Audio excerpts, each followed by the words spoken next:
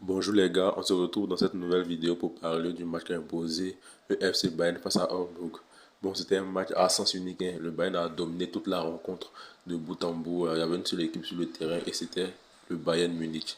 On va voir un peu les statistiques du match, mais avant d'abord, on va commencer par la composition. Compagnie a proposé une formation 4-2-3-1. En attaque, on avait euh, Harry Kane, Olysée, Gnabry, Luis Diaz. Au milieu, on avait Kimmich, Pavlovic. En défense, on avait Lemmer, Upamecano, et Stanisic. Et au poteau, Neuer. Pour montrer que le Bayern a dominé toute la rencontre, voyons les statistiques de la première mi-temps. 70% de possession contre 30% de possession. 14 tirs pour le Bayern, 8 cadrés, 5 tirs pour 1 cadré. Donc on voit ici que le Bayern a vraiment dominé la première mi-temps. En deuxième mi-temps, c'était plus conséquent la domination. On voit ici déjà avec les statistiques. 11% de possession, 29% de possession, 8 tirs cadrés, 4 tirs cadrés. Sans plus tarder, on va voir un peu maintenant euh, les côtés qui ont marché dans ce match et les côtés un peu négatifs. D'abord, le premier point positif de ce match, c'est qu'on a eu les 3 points. C'était le plus essentiel, c'était la priorité, c'était d'avoir les 3 points. Et le Bayern a eu ces 3 points. Et on est déjà sur un carton plein de 3 matchs, 3 victoires. Et ça, c'est déjà bon, c'est le premier point positif. Après ça, j'ai beaucoup aussi aimé les automatismes dans le jeu.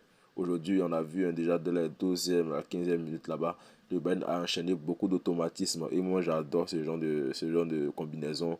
On a vu ici que Vincent Kompany a vraiment apporté une touche personnelle, en sens sa touche personnelle au jeu du Bayern Munich, contrairement à celui de, comment il s'appelle là, Thomas Tuchel. Avec Thomas Tuchel, c'est vrai que on faisait de belles choses, mais bon, il n'y avait pas d'automatisme, le jeu était biaisé, on n'arrivait pas à bien combiner. Et il faut féliciter sa compagnie pour ce qu'il apporte aujourd'hui au Bayern, les automatismes, tout était vraiment parfait. Après ça aussi, le troisième point positif, c'est que on n'a pas. Donc je disais que après tout ça, le troisième point positif, c'est qu'on n'a pas encaissé de but. Voilà, on n'a pas encaissé de but aujourd'hui et ça fait plaisir. Ça met le gardien en confiance, ça met la défense aussi en confiance. On n'a pas encaissé de but, c'est déjà positif. C'est déjà le deuxième clean shot de la saison. Le premier match qu'on a gagné 6 buts à 0. Ensuite, le, ce match-là, quand on vient de gagner 5 buts à 0 sans encaisser de but, donc c'est aussi un point positif. On n'a pas encaissé de but, ça met le gardien Manuel en confiance et aussi la défense. Ce que j'aimerais souligner aussi, c'est que aujourd'hui, on a pu gérer notre but, comme je l'ai dit, parce que déjà le match passé, quand on menait 3 buts à 0, ils sont revenus un peu au score, ils ont marqué 2 buts et aujourd'hui j'ai vu que le Bayern a pu gérer, voilà, on a pu gérer cet avantage-là, on n'a pas encaissé de but et ça c'est déjà un point positif aussi parce que c'était difficile pour nous de gérer l'avantage lors du match précédent. Aujourd'hui j'ai remarqué qu'on a bien géré le match, ça aussi c'est un point positif qu'on ne doit pas cracher dessus, voilà, il faut aussi mentionner ça parce que je me suis beaucoup plaint de ce qui s'est passé au match passé et aussi ce qui s'est passé au championnat. Parce qu'au championnat, on menait, les gars ont égalisé et après on est venu gagner. Même si depuis que ça se passe, on gagne, mais il faut éviter ça en fait. Parce que c'est vrai qu'on a joué contre des petites équipes, je rappelle. Quand on jouera contre des grandes équipes, forcément ça ne pardonnerait pas. Si tu joues contre le Real Madrid et qu'il revient au score, ce sera difficile pour vous de pouvoir avoir le moral et revenir au score. Voilà, comme on a joué contre des équipes, on peut pas boulanger entre parenthèses, c'est pour ça qu'on a pu gagner. Mais je pense pas que si on joue contre des équipes un peu plus expérimentées, on pourrait gagner ce genre de match-là. Après avoir donné mon avis sur les points positifs du match-là, j'aimerais aussi rebondir sur les meilleurs joueurs du match. Moi, je vais commencer d'abord par, c'est pas par hiérarchie, mais je cite les meilleurs joueurs comme ça. Je vais commencer par Serge Gnabry. Serge Gnabry qui commence à retrouver son niveau, les gars. Serge Gnabry que j'ai beaucoup critiqué. Serge Gnabry, je m'excuse parce que j'étais beaucoup critiqué hein, quand les matchs passaient. Là, j'étais beaucoup critiqué. J'ai dit, ah, Serge Gnabry fait quoi depuis d'autres parties? Il est gros, il n'arrive pas à gérer tout ça. Mais aujourd'hui, je suis vraiment content de lui parce qu'il a bien joué. Il a bien joué globalement, on a vu, hein, il a son but extraordinaire, putain, ce but-là, je ne croyais pas. C'est-à-dire que il fait un petit pont, on lui donne la balle, il fait un petit pont et il allume la cage. Putain, ce but était incroyable. À part ça aussi, il a fait de belles choses. On a vu que il perdait plus trop les balles comme c'était hein, dans son habitude pendant les matchs passés, mais actuellement, il fait un début de saison vraiment incroyable. Il commence à retrouver son niveau et j'espère que c'est pas une blague qui va plus régresser Il a même marqué un but avec l'Allemagne lors du rassemblement. Et je pense qu'il va continuer sur cette constance-là. Il va continuer sur cette lancée-là. Je ne veux pas qu'il regrette. Son but était incroyable. Il faut aussi parler du décalement de Olysée. Je vais parler de lui aussi. Le décalement de Olysée pour Corentin Laimer. Laimer qui fait une passe en retrait pour Gnabry. Gnabry qui fait une feinte comment on dit ça, entre les jambes de son adversaire. Il allume les cages, c'est-à-dire qu'il avait la rage. Tous les critiques là, il avait marre de ça. Donc c'est pour ça qu'il a allumé la cage et on a un super but hein, qui a bien. Après lui aussi, j'aimerais parler de Michael Olise. Olise, le gars, il est tellement intelligent, il est trop fort, Olise. Bon, comme je l'ai déjà assez dit, hein, comme il ne joue pas dans un grand championnat, sinon s'il jouait en Espagne, au Real, au Barça, vous allez voir ici que il serait déjà prétendant au Ballon d'Or. Mais je pense que Olise, là, cette saison, il fera déjà mal. Il n'a pas marqué aujourd'hui, mais il a fait une belle passe. Regardez son jeu, regardez son intelligence dans le jeu. Il joue avec facilité. Tu as l'impression que le football est vraiment facile avec lui. Il y a quoi ce gars? Il a quel problème? Avec lui, tu as l'impression que le football est facile. Regardez un peu ses touches de balle, regardez un peu ses décalements, regardez comment il sert ses adversaires. En tout cas, si les attaquants étaient vraiment réalistes, Olivier serait peut-être déjà à 10 passes décisives. Hein, regardez, il est tellement fort. Il fait une passe à Harry Kane. Harry Kane aussi, wow, Harry Kane, le gars, il est trop boosté. Harry Kane, je pense qu'il est déjà à 4 passes décisives, non, même 3 passes décisives, je ne sais plus.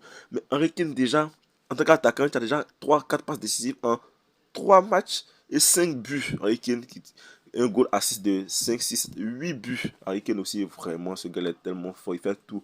Même sur son deuxième but, là, il est au départ d'action et à la fin de l'action du but.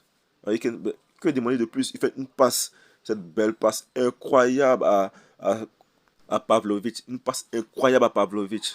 Voilà, cette passe-là qui tue tout le monde. Il fait une belle passe à rendre ce but. J'ai vu Harry Kane. Harry Kane est vraiment tellement boosté. Il est tellement fort aussi, ce gars-là. Je ne sais pas, mais vous voyez, c'est simplement l'un des meilleurs joueurs en fait. C'est l'un des meilleurs joueurs du Bayern. Il a déjà 5 buts déjà. Voilà, 2 buts, un penalty transformé, un penalty très bien tiré, même si le gardien a suivi, mais il n'a pas pu caler. Harry Kane qui n'a jamais raté de penalty en Bundesliga, je vous rappelle, depuis qu'il arrive au Bayern. Il y a aussi Pavlovic. Pavlovic qui a fait un bon match, voilà. Il a marqué sur une passe d'Henry Kane. Il a fait un bon match, il a bien géré son côté. Il était bien dans le milieu. Il a cassé des lignes. Il a détruit les actions de certains offenses de Horburg. Donc, je pense que lui aussi, il était bon. Voilà, il mérite aussi qu'on lui fasse quelques honneurs. Il était vraiment super dans son jeu. J'ai beaucoup apprécié aussi son match. Est-ce que vous avez vu l'entrée de Karl? Karl, le petit Karl, Karl, il est tellement fort, il est vraiment technique. J'adore ce petit aussi. Voilà, il est tellement talentueux, il a beaucoup à prouver, il a beaucoup à prouver. Vous n'avez encore rien vu de ses capacités, ce qu'il fait aujourd'hui. Non, c'est vraiment incroyable. Il joue avec facilité. Il sait pas, mais le ballon est vraiment facile pour lui. Il est tellement fort, j'adore son jeu. Il est boosté, c'est bien, c'est bien. Moi, je kiffe, je le kiffe beaucoup aussi. Je kiffe son jeu, voilà, c'est bien.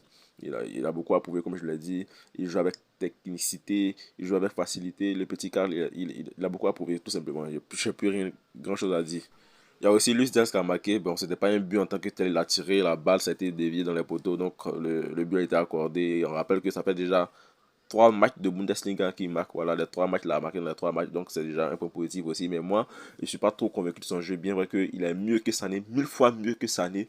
Mais lui aussi, il a beaucoup à prouver. Voilà, il a beaucoup à prouver. Je pense que c'est bien aussi son jeu au Bayern. Voilà, son jeu au Bayern, c'est bien. Il a bien joué dans la généralité. Mais il est un peu gourmand, souvent.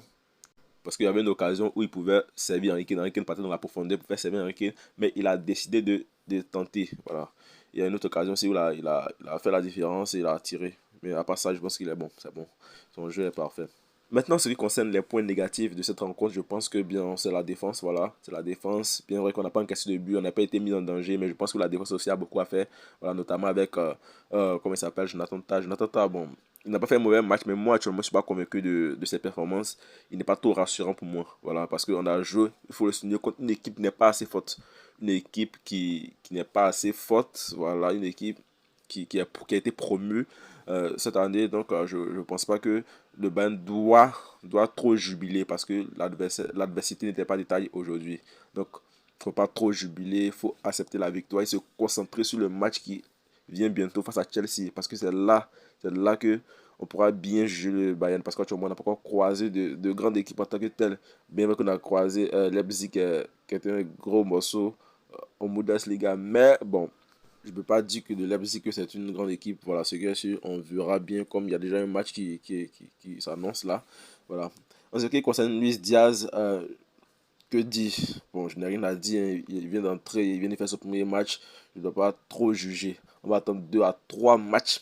Ou bien s'il fait un match tellement catastrophique, là, je serai obligé de parler. Je ne vais pas attendre beaucoup de matchs. Si aussi il fait un bon match aussi, je vais en parler. Mais actuellement, je n'ai pas envie de trop me prononcer sur son jeu aujourd'hui parce que bon, je ne suis pas trop content de lui. Il n'a pas créé quelque chose d'extraordinaire. Mais on ne va pas trop le juger actuellement. Il vient d'arriver. Laissez-le respirer. Il ne faut pas parler.